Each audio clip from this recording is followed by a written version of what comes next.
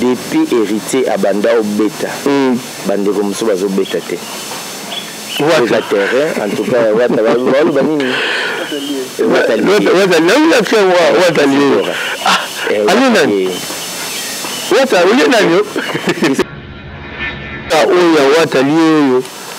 en tout cas, les gens ne comprennent pas. Il n'est pas de Razali, Pyroman. Pyroman est bête. Pyroman est bête. Pyroman est bête. Vous savez, c'était. Il a pas de vie dans la rue. Il a pas de bête. Là, ce que Pyroman est bête dans le Congo. Pyroman, c'est dans le bon. Dans le bout, il est bête sans problème. Mais les gens, au Congo, ils sont bêtes. Surtout à tenir la bête qui en a. Kitoko. Quand vous pouvez faire la tendance de Bakofi, quand vous ne savez pas ce que vous avez fait, vous avez un format fait.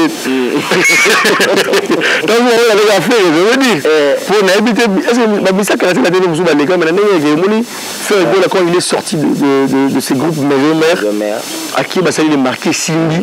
Donc, à la carrière, pour Kofi, c'est à l'Obango. C'est-à-dire que par exemple, un bon chanteur, et ça fait plaisir de travailler avec Ferrego. Donc pour dire que pour lui, ça fait plaisir que j'avais moi tant de faire, vous êtes blé. Là, mais à rouge, faire de blé. Donc tu. Maman Nangaye, lui fanatique, nous sommes dans la vie de loin. Désormais, à partir de l'eau, Bolandanga, l'intégral Média Group. Intégral Média Group, chaîne solo. Intégral Média Group. Bakar, ma film, Nyonso Mokutuka, Bokomonango, Intégral Média Group. Abonnez-vous très massivement à la chaîne d'Amérique. Et grand miroir auto de Nina Koboya. Intégral Média Group. Magazine socio-culturel, magazine politique, gag, théâtre, cinéma, Nyonso Marina, publicitaire, tout. L'Intégral Média Group. Il y a des gens qui ont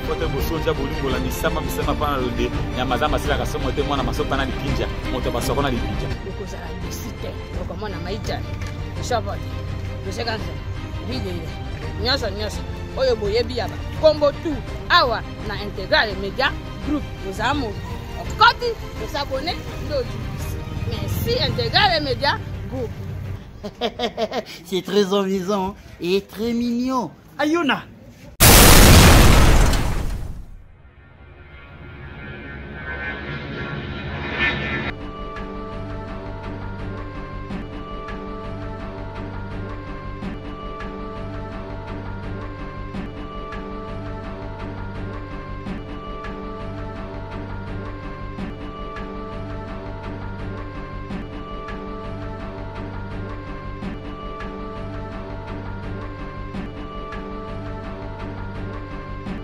Bonjour très chers amis, bonjour très chers amis internautes, bienvenue dans votre émission Star à l'horizon, une émission qui vous ressemble. Dans cette émission aujourd'hui, on préfère recevoir mon ami Dazoflex, fraîchement de l'Europe, Nabela Kotaba Fredi Akimbe que je salue, Bandeko Lelo Tourbeta Masolo, on va parler de tous Africains parce que Bete Labiso Masolo est en réalité à Poto. Masolo, pourquoi musicien Bazo Betate parce que lui il est de l'autre côté là-bas. Azarakuna, a rebêté la biso Masolo et puis a expliqué biso parce que il a rappelé parmi bateau Bazaki na Lyon. Au Bazaki na joué à concert à Fabregas et Rataki. Bazaki na flat wana na hôtel au Fabregas Bazaki na ba musicien parce que on est bengana qui par vidéo et puis j'avais vu neni ambiance zalaki kuna là je dis Bambote na bande konyo sur bazota la biso Intégral Média Group TV en tout cas vous s'abonner massivement avec Matika Songo en collaboration avec Matika Songo TV. Donc on est là Noria Akwata Noria, je te salue.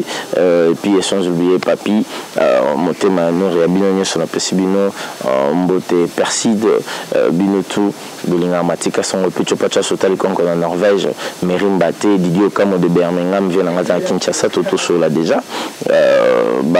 Mes sincères condoléances à vous. Et puis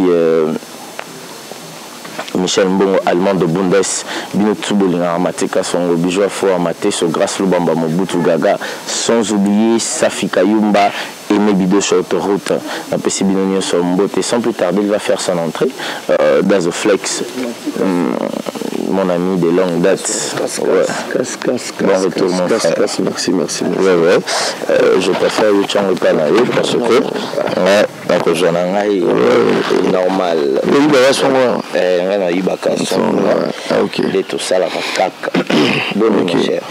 Non, ça va. J'ai un peu la voix cassée. Mais ça va. Bon retour, moi chez les Kindeni.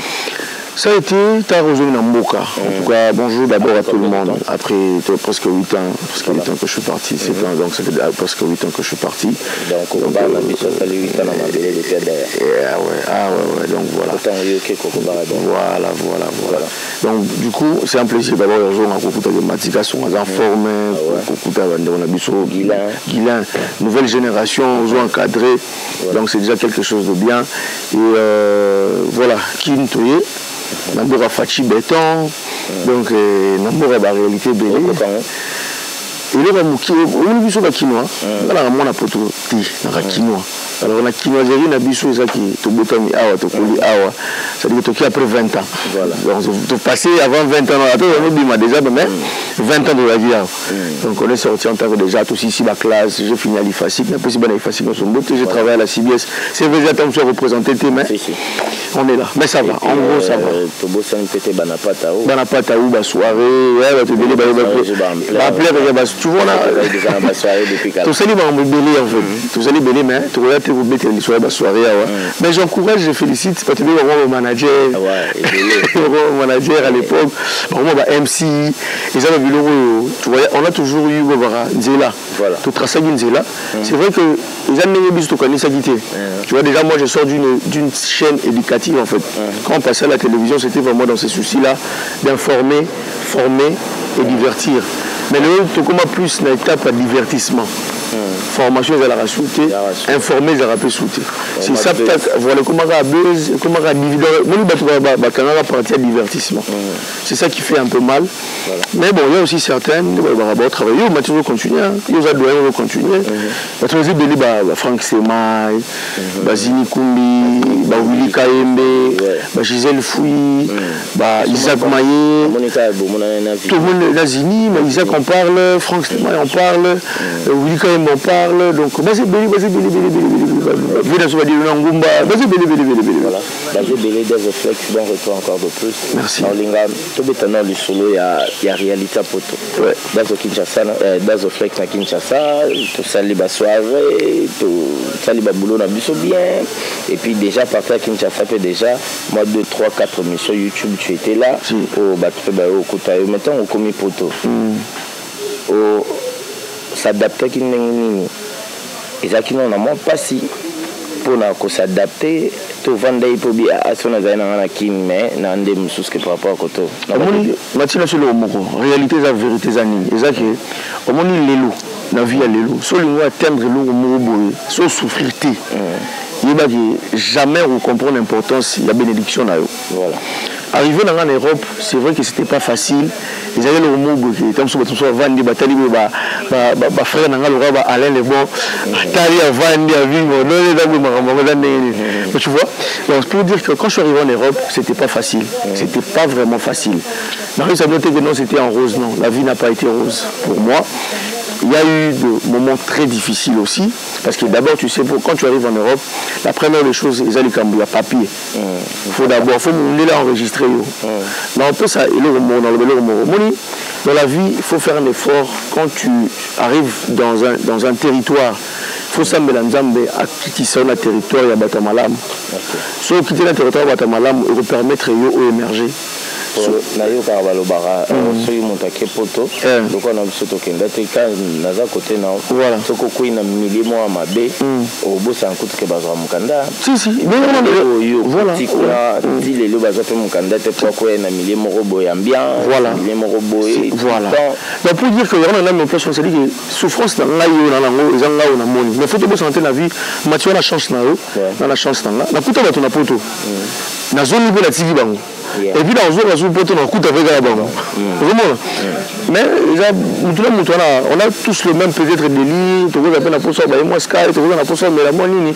mais nous tous, on n'est pas dans le même sens, il y a vision.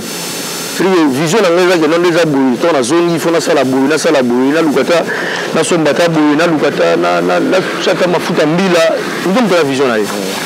La réalité de l'Europe, c'est vrai qu'il y a la compagnie le mot bouillé. Les gens aiment bien inventer quelque chose, peut-être y a vivate. Thématique, n'a le bien bouillé. Sur occasion, il y a pas tout le monde à Nikende. Il y a beaucoup de ballons, on va pas tout vous faire que la maison va retarder à Yomo. Ils ont fait ça, ils ont voté pour la faute. On n'a pas de dépôt de la faute parce que tu avais toutes les possibilités pour le faire se retrouver dans la poteau. Mais ils ont fait ça, ils ont raison, mais je suis revenu dans le monde de stable, ils souffrent dans le petit. Donc pour dire que la bénédiction n'a pas été dans la poteau. Tu es stable. Tu es stable. Donc il y a Minga, voilà. Donc c'est dit que. Mais ma poteau en réalité, c'est-à-dire que mon tournoi a causé ça, non, tes potes à faux. Potes à faux pour la bateau barata. C'est-à-dire que fainéant, on a des potes à faux. Mais on peut s'en déballoter. On a des potes à bon. On a des potes à bon. Sur le pote à YouTube, à Tchad, mais à Kendaboulou, à Salarié. On a dit, on a bateau à l'écabisson à pote à Kala. Bisso, net na dazo, na l'équipe, on a pote à Sika. Voilà. Tobino Boye, on a pote à Salimo Marambo. Ou bango barata to ou bango basala ngo ya ebele bino bosala na tamu to so bango barata ça parce que basé dans son objectif té comme la Jomo Bonaparte sala 32 ans azaka na français azaka na histoire avant na ka mais bazaka prudent papa mbalo bakanini rendez-vous na Kinshasa nani Blaise Boula wa rendre kita donc tout ça ça va bilo repetir biso ko na uringit totali vision vena nga dor fallait pour le babilo chapoudre wengit papa chez wengit donc ça dit que on se dit moi na wengit tout belle chemise parfum lich atolatino sandal atolatino il faut correspondre. Donc pour dire que la Kalezaki non le bamamba yasika bien ma Kalezaki ma vie moi utamikili to vena no ma famille utimikili patambola na petit nemo basimbelaki bidamai basimbelaki la mouchoir rankwala mais lelo moi be mutauti poto ça ibino te bobo ndima bino singa bona yo ka to kantara na kindo marambo changer. En fait les choses doivent changer. Pourquoi? Si on est que zone c'est juste pour faire. Mais si on continue à consommer ma poteau. En fait poteau ils a poteau quand tu as raté poteau. Ils ont l'avantage dans le danger que notre le lona qui vous a raté. Parce que le pays émerge tellement à niveau Morobo papa qui n'a Congo actuellement et carrément en moulay. Mais le mal les a qui bateau ba uta poteau ton bayaka. Bah on a le coup on a vu ça traumatiser bateau, on a vu ça que non laisse tomber, c'est comme si la manne va tomber du ciel. C'est ça le mauvais point que moi en tant que recteur de la presse, j'apprécie jamais. Et puis nous ça bon toujours en face, arrêtez de faire rêver les gens. La vie est mon avis Mati, il faut retenir ça. On a qui ton esprit et simba, mais tu fais quand même ma bogo lali. T'es d'amis qui les a de non faut la mugatongo, OK kayu simba. C'est-à-dire que monde la savez que non nzamba ko sala te voyer na parler te la Mati, on peut se le moro. On peut te mukolo, otanga na poto te, o sala le côté. So on peut se cop comme la mabele. Au bout attends. Oh mutono ko la mabele wana meso abimi be papa azana immeuble ya mulaya tellement na 4 ana 10 par 4x4. So zaka na CDI na il s'est organisé à renvoyer ministre té, à renvoyer politique té. Aujourd'hui déjà première mentalité wana. Au politique président na biso kala loba non changement de mentalité. Il est à l'ibosho na Congo il faut changer en wana. Toujours la bonne. Voilà. Donc c'est un peu ça. Voilà, et là, il faut changer. On a la mentalité, il faut changer. Mais surtout, est-ce qu'on a une culture, ça fait au moins 18 ans, ou plus, je sais pas, plus. Les Kamba combattants, ils ont continué toujours. Et toi aussi, tu étais dedans. Oui. Combattant. Oui. Mais pourquoi cause nango to ibakio banda régime en place avant que tu commences un régime au banda pour banda l'Angleterre voilà au banda za basina biso au ba komi na bana au et comme bango ba zo tonga kuna biso to tonga te et comme régime en place finalement bolukanini Bon, Matimoni, d'abord, comme on a la musique. On commence d'abord. Les sujets à combattre, c'est un sujet tellement pertinent que nous avons la démocratie. C'est-à-dire que je ne suis pas obligé de contredire l'autre. Ils ont un point de vue, ils ont le droit de débat contradictoire. Moi, j'ai mon point de vue. Je ne suis pas obligé de les convaincre. Comme aussi, les téléspectateurs, expliquer le monde, depuis Belgique. Voilà, pas ça. Donc, à l'époque, tant qu'on c'était les seuls jeunes. Je dis bien, les seuls jeunes journalistes à Belgique, à Kendaravandara, Félix, c'est lui le président que je dis bonjour, place Azali. Avant, on a maître Dona, jeune, à l'époque. Mais le Boutou a changé de goût. Ça n'a pas combat, mais a changé de copain. Comment ça va, voilà, on est dans le bas. Kabila Longa, moi on a Mbokazu. Toi, moi on a Mbokazu. Tu sais, il pour déjà ils ont déjà victoire parce que moi on a Mbokazu. Pour naïe comme ça Sugine wana. Vous comprenez? Au comment pas soi. Na kesu musika, na pena zai combattre. Ah, t'es bon simba, t'es biso de la kill. Dans notre la CBS, tu veux vivre bon le combat là, il faut pas respecter presse. Na moi bacha tam la mer même tam sou. Na moi le logo non, il m'a changé. Bacha Patrick moi qui est mon confrère qui travaillait à l'époque la CBS. Là on avait vu ah, mais ce que Patrick moi travaillait autre na moi que non quand même, ba journaliste aujourd'hui la RDC bazar respecté. Ce que pour la conférence ah déjà comment la gens non c'est bon déjà. Vous comprenez? Pour dire que d'autres choses, ça va se faire progressivement. Le changement, au besoin de la stabilité en Europe, les États-Unis, les États-Unis. Aux États-Unis, l'indépendance, ça fait combien d'années? Ça fait combien d'années? Je crois qu'il y a 400 ans. France, les gens ont 200 ans, je ne sais pas, je ne maîtrise pas les dates exactes, mais ce qui a été bien, tout a été déjà structuré au départ. Le Congo n'a pas été structuré. Voilà. C'est la première des choses. Mais, Marambouya, moi, c'est à mon tour. Moi, si il y a un abisso, et ça m'a mais peut-être qu'à l'époque, les gens sont médiatisés en fait. Tu vois? Mais aujourd'hui, comme tu as vu en pleurs avec la technologie, vous voyez que non, moi, si il y a la vidéo à filmer, moi, si il y a à tromper. Mais ça, le maranango déjà là. Voilà. Toujours sauter, la sujet, toujours dans la question de la sujet. Dans ce fait, révéler sur le mot, rappeler plutôt, le lot sont au vendu au bit tout à l'heure. Ba sorti ya ba vidéo ya robimisa mitaka la bato tanga ngona kombolango ya rosala ba insanité na ebimaka mingi na poto. Pourquoi? Non, un peu sur exemple mongo obi na makambo ba vidéo c'est l'homme blanc yangai et c'est l'homme blanc. L'homme blanc quand on avait cours d'intégration, je faisais l'informatique. L'homme blanc à 60 marmons sur obi, il y a une partie secrète. Voilà. Donc pour dire que en tout cas, je salue d'abord Massagnon Swabela. Yaya, Baleki, la vraie chérie. En tout cas, tout mon sens, beaucoup de pourquoi? Concert à l'Ibosso et Bétaraté, pas parce que Fabrice, c'est parce qu'il y a un problème, ma producteur, c'est archi faux.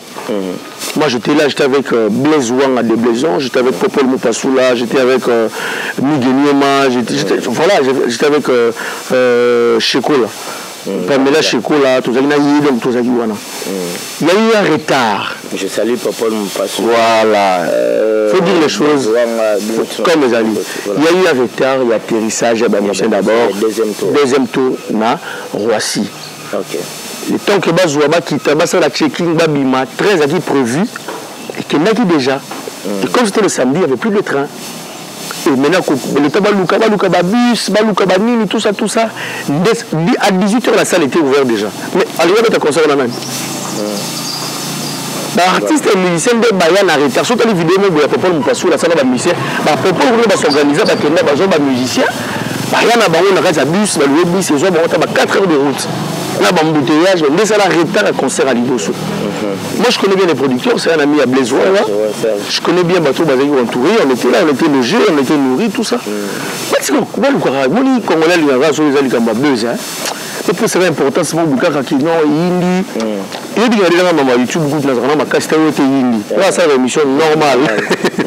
Donc, ça dit que tu n'as pas 15 personnes. Moi, je m'en fous. En tout cas, ça va. Il y a 15 personnes. Donc, je ne vois pas un avis. Premier conseil, c'est la seule raison. Femme, déjà, c'est ici à Kinshasa. Et tu dois plus au bazar. La salle live. La motive, la tout ça, conseil, mais tout. Mais ce que Lyon, plein, il y a l'insécurité.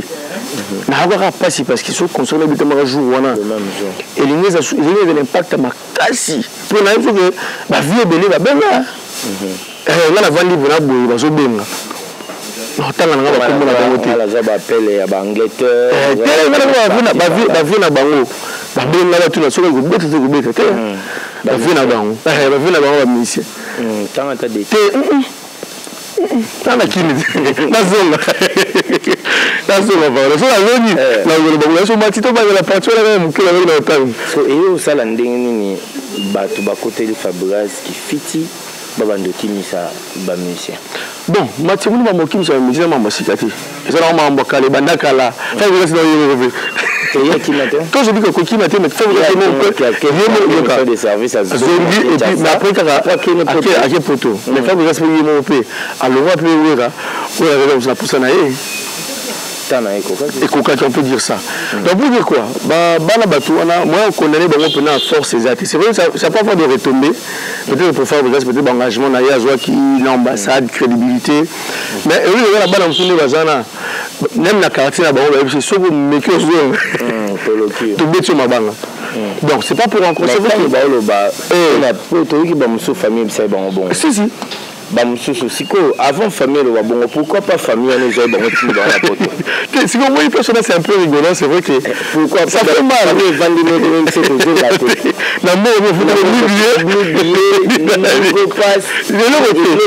pour la baron on voulait faire regarder ça Seigneur merci donc ça dit que azuka ba moi pas besoin ça regretter ils a vie au moins bateau bon seul mutu ma passi tala ba retour nango avec la fikine avec 10 ans donc il va toujours continuer à évoluer donc pour moi Fabregas c'est un frère ok je parle très bien avec Christian Décole papa S ça dit que tout ça bateau tout a toujours pour na ba ndeko na sera bien héritier sera bien avenir na JDT mulupe yana ba on so la biso JDT ça ça en tout cas il a perdu papa donc mes condoléances bon côté on a vraiment je pas trop d'arguments parce que et ça va réalité à vie Fabregas Salimbi Sara bango ba bétissé li baku ya makasi tu vois ce que je peux dire parce que bana batu mais bana baza peut reconnaissant parce que na moni ba yemba bazoko ba tanga comme on avait ba sali ba bé bah évidemment on va être conscient mais il va avoir quelquefois le malheur et bon donc après ça va avoir la chance merci beaucoup ya za net jamte ma pe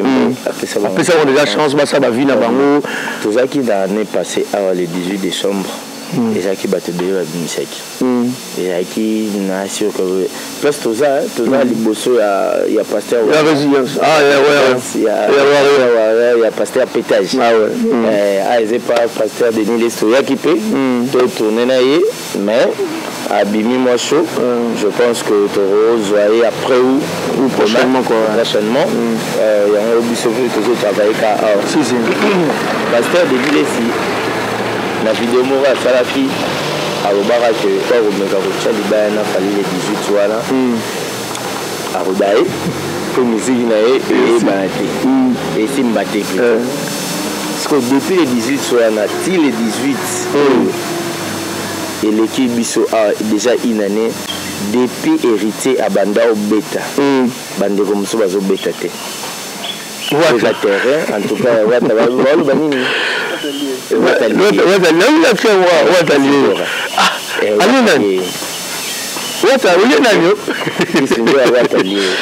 écouter les musiques sur le terrain franchement on dit que la musique à la YouTube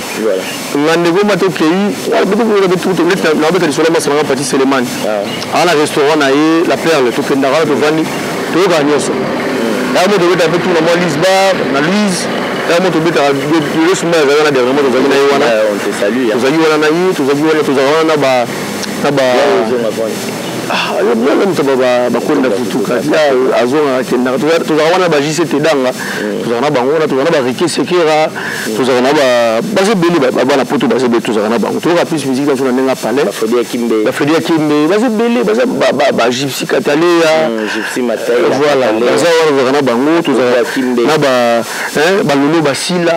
Yves Padre Yves Padre donc Paul Béa Nicole Vang la musique. Nicole Van Voilà. Donc, on dit que ton association de journaliste met dans la main. Voilà. La piste pour nous, on met dans Red Kajinga, Carmel Kouloumania, c'est belé bon tout. Red Kajinga, ce sont des chroniqueurs musicaux, ce sont des chroniqueurs culturels. Maman musique à Oya Ouatali. En tout cas, les gens ne comprennent pas. Bien sûr, ça qui va jouer quand même. Les gens ne comprennent pas. Idéologie. Phase au béton, tes conseils. Idéologie. Il va tout la bête. Il va tout la bête. Il va bateau à Kala. Ah, Kala, ça qui est passé. Bateau va bien. Tu n'es pas Drazali, Pyroman. Pyroman est bête. Balié. Pyroman est bête. Pyroman est bête. Comment ça que c'était? Les bête. Non, bah, il a point de vue dans la rue. Là, il m'a camoué, il y a une bête. Là, je trouve que Pyroman est bête dans le Congo. Pyroman, c'est dans le banc. Dans le banc, il est bête. Sans problème, il y a les yeux au Congo, il est bête. Surtout à tenir la bête qui en a. Kitoko. Bon, là, si, même les sous-sous, bon, bah, tout ce que tu as beaucoup de sur les arabes, il y a beaucoup de gens à la caca. Mais, il fallait pour aussi de son côté aussi. Voilà, il évolue dans la fête, il est bête.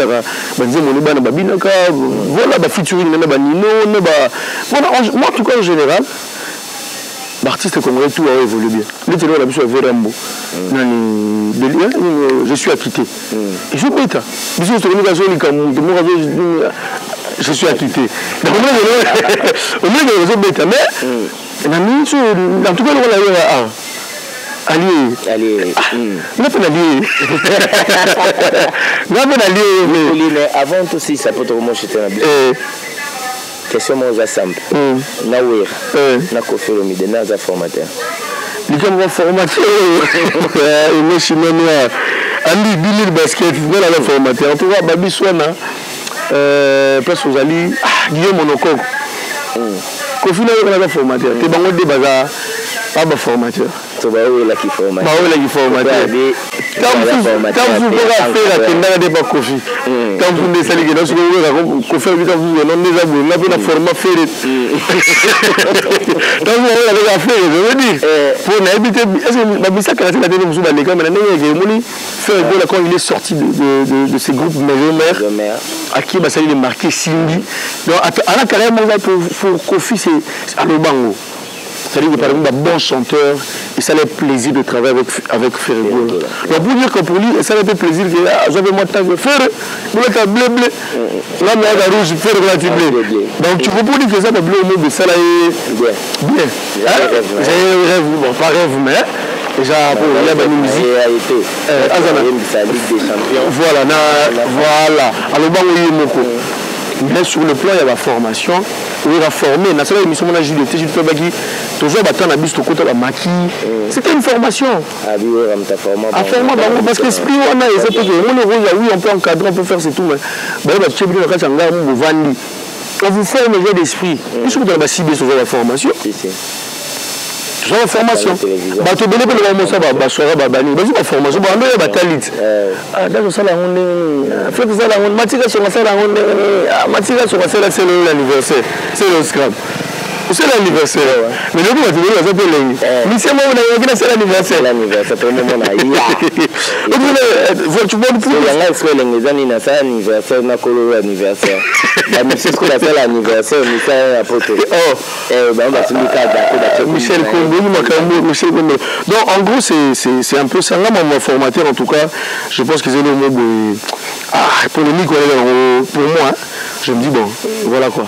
Mais tu vu le là tant autant la YouTube autant la babez autant la bensil autant ken piana lobby boy o ba lobby peniel boy o ba sali tout ça là pour na yo au moins que musala msezo kendeka ndenge to lingeli to musala za on a débit.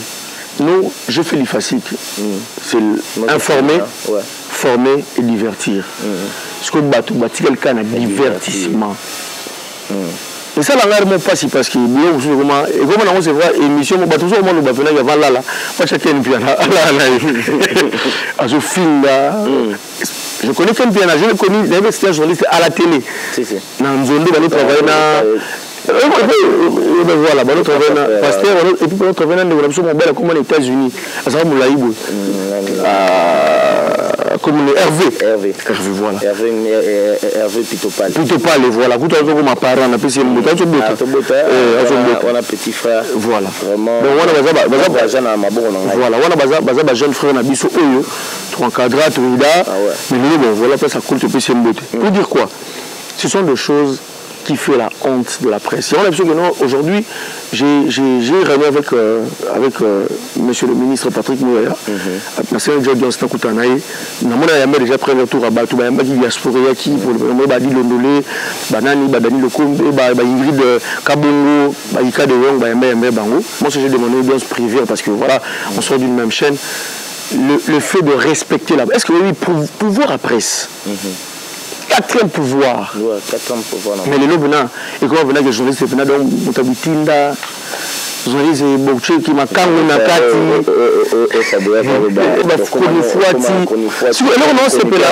et là, on sait pas la différence, on va souvent comprendre en tête si les lots, ça dit que chronique, on a battu, la première chronique, on fait Bouzoba. Et la chronique, il y a un basque, la chronique, il y a un buzz, et la chronique. Heureusement, c'est pas bon.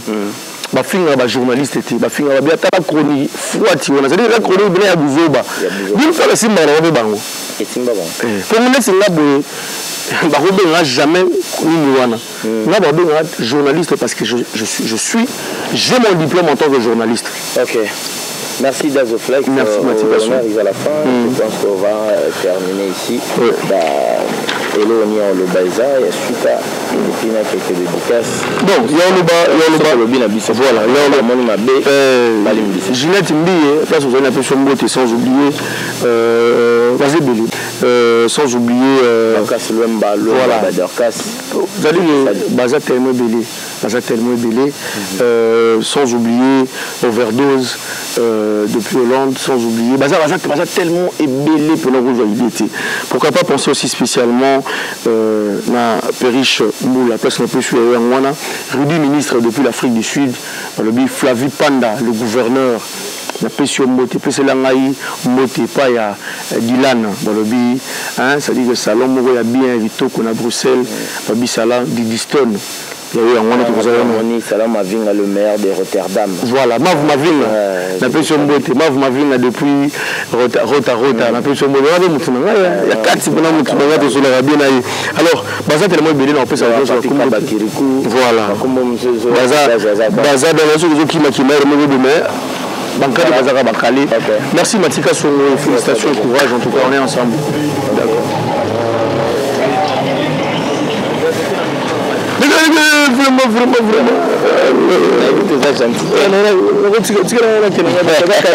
Voilà, on est arrivé à la fin de cette émission. C'était là Matika Songo fit d'Azoflex depuis l'Europe, Belgique, Bandekotou, la possibilité abonnez-vous massivement. Na chaîne Nabiso, waouh, elle est belle. Oh là. On va aller banga na boki ka moto. Aïe, bye.